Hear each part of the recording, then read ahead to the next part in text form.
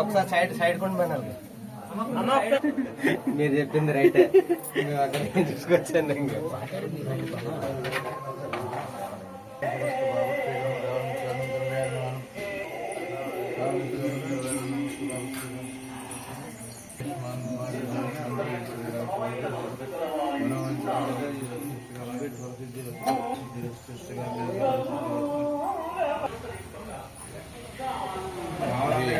రంపచోడవరానికి 10 కిలోమీటర్ల దూరంలో ఉన్న రంప శివాలయం, చోళుల కాలం నాటి రంప శివాలయం.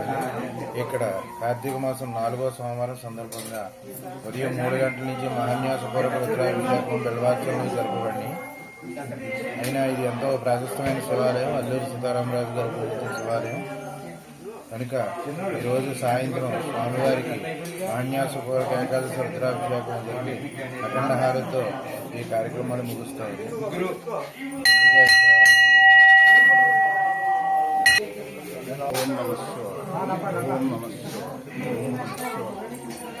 రంప గ్రామంలో శ్రీ మల్లికార్జున స్వామి దేవాలయం 12వ శతాబ్దంలో చోళరాజు నిర్మించినటువంటి దేవాలయం ఇది.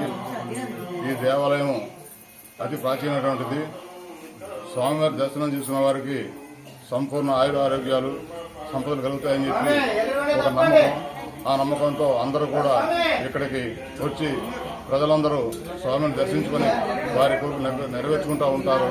వారందరికీ స్వామివారి శుభాశీలు కలగాలని మా మల్లికార్జున స్వామిని మరలా ప్రార్థిస్తా ఉన్నాం.